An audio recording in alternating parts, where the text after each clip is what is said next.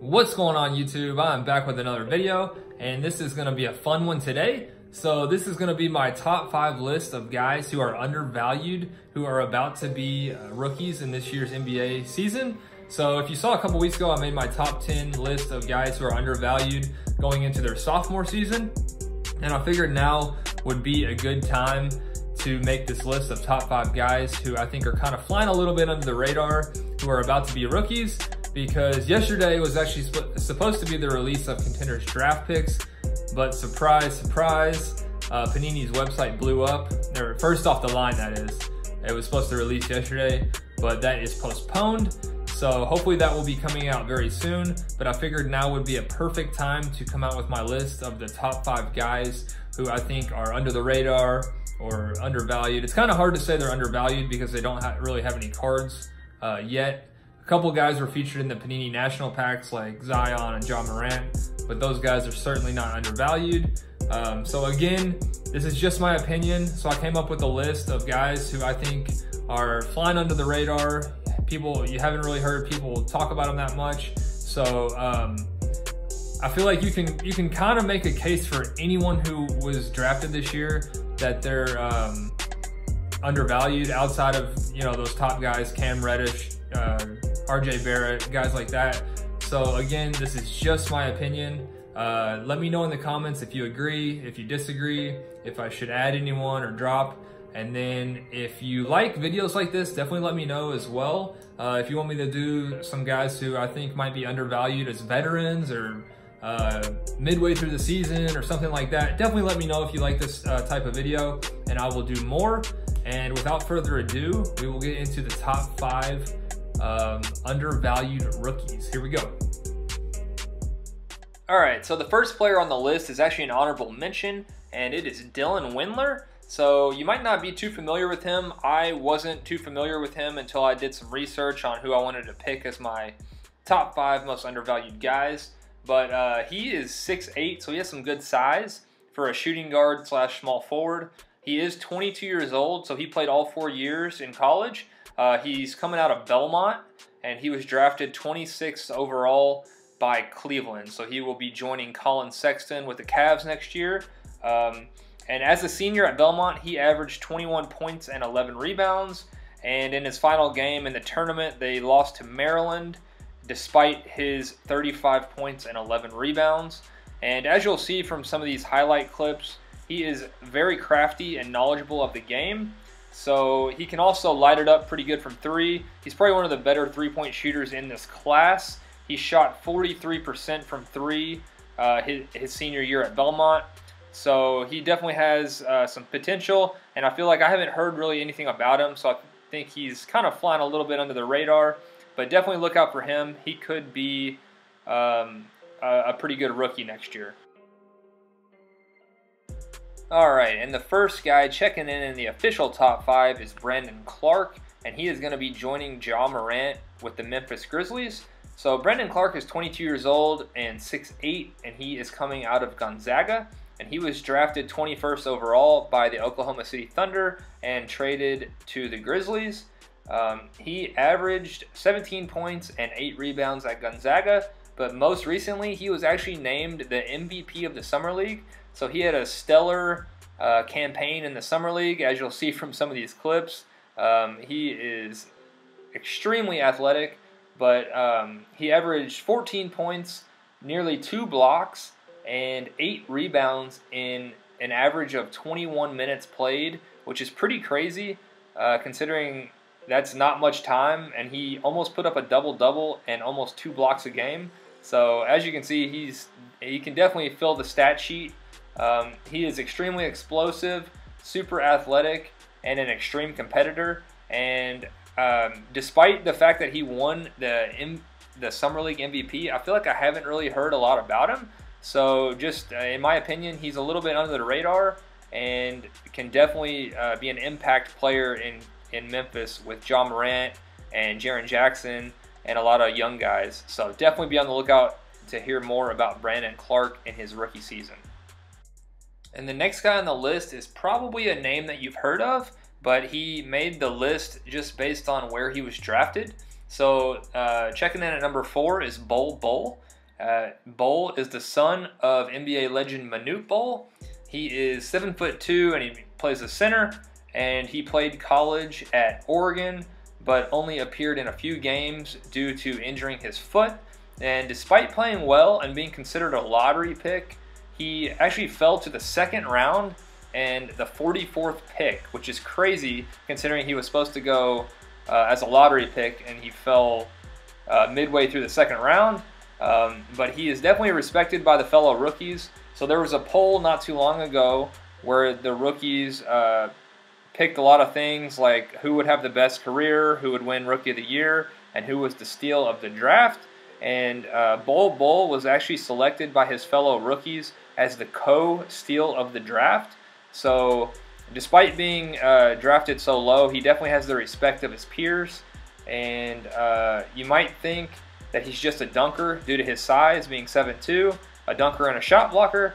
But just like his dad, he can actually light it up from the 3. And for someone his size, he is actually sneakily athletic. So you wouldn't think someone 7'2" and as lanky as he is would be able to do some of the things that he can do, but he can do them.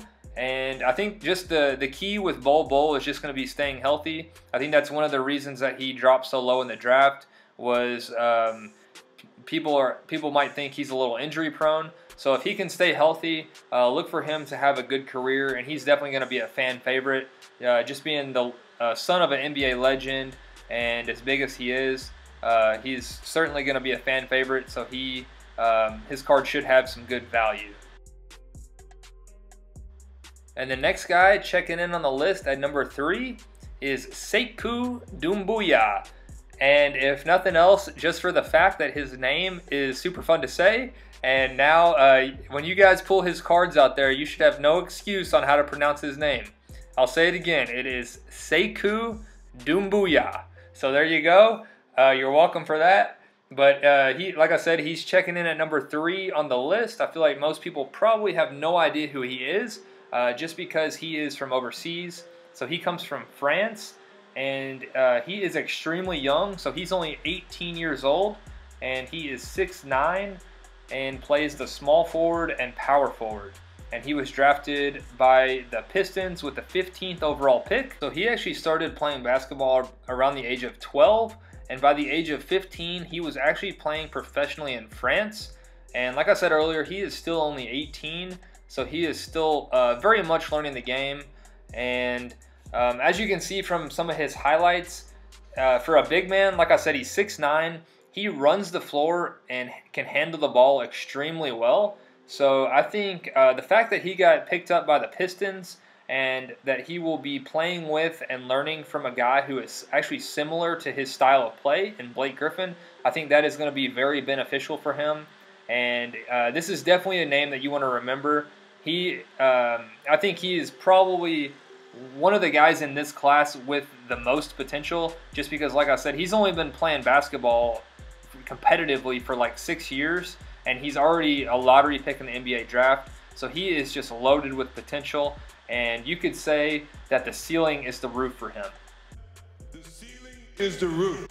All right, so we're coming down to our last 2 guys, and checking in at number 2 is a guy who plays for the Pelicans, and it is not Zion. So the Pelicans do have some other good rookies, and one of them checks in at number 2, and his name is Nikhil Alexander-Walker. So Nikhil is 20 years old. He is 6'5" and plays shooting guard, and he was drafted 17th overall out of Virginia Tech. So after Zion got hurt in the Summer League in the first few minutes, Nikhil Alexander-Walker absolutely took over, along with fellow rookie Jackson Hayes. So Alexander Walker averaged 24 points and 5 boards a game, and he was named to the first team in the Summer League, along with Brandon Clarke, who was the MVP, who I mentioned earlier on the list. But Nikhil Alexander-Walker is super exciting to watch. He can light it up from the 3 and is a superb finisher due to his athleticism. And I think it's pretty safe to say that the Pelicans are going to be very fun to watch. They have 3 awesome rookies in Zion, Alexander Walker, and then Jackson Hayes. So while Zion is getting all the hype, definitely don't forget about Nikhil Alexander-Walker. If something were to happen with Zion, like the Summer League, where if he gets hurt or something, it would not surprise me at all if Alexander Walker is in the conversation for Rookie of the Year. So definitely remember that name. So checking in at the top spot on the list is Kevin Porter Jr. So Kevin Porter Jr. was actually drafted with the last pick in the first round. He was picked up by the Milwaukee Bucks and traded to Cleveland. So Kevin Porter is very young. He checks in at 19 years old, and he is a 6'6" shooting guard. So he has that prototypical NBA shooting guard size, and he played college at USC for a year. And like I said, he was picked up with the last pick of the first round after he was thought to be a lottery pick. So along with Bol Bol, who I mentioned earlier as being the co-steal of the draft, as voted on by the rookies, Kevin Porter Jr. was also that other co-steal of the year. So he definitely has the respect from the fellow rookies. And he was also voted in the top 5 in a few other categories, one being most athletic. So at USC, he averaged 9.5 points a game and 4 rebounds, which is not a stellar stat line, but he did only play 22 minutes a game. So that's not bad considering the time that he played. So as you can see from some of these highlights, he is an absolute freak athlete and is very flashy and fun to watch. He can handle the ball well and then also shoot well from outside. So he is pretty much the complete package, and I think it's going to be awesome for him joining Dylan Windler and Colin Sexton in Cleveland. So kind of like the Grizzlies and the Pelicans, they're going to have a very young team. They're going to be very exciting to watch. And I think Kevin Porter Jr. is definitely going to be a fan favorite. So definitely look for him to be an underdog and be in the Rookie of the Year conversation. That would not surprise me at all. But that is going to do it for the top 5 list. Alright guys, so like I said, that is going to do it for the video. Just wanted to wrap it up real quick. And the reason why I made the video is just to let you guys become a little more familiar with some of these guys than you might be. So once these products do start coming out, I just wanted to give you guys a few of the guys who I think are a little bit under the radar. So if you pull their cards, you don't think they're like not any good or anything. If you do pull some of these guys, you definitely might want to hold on to them and see how they pan out. And again, let me know in the comments if you agree with me, if you disagree, and if you want to see more videos like this, definitely let me know. So I appreciate you guys for watching, and I'll see you soon. Thanks.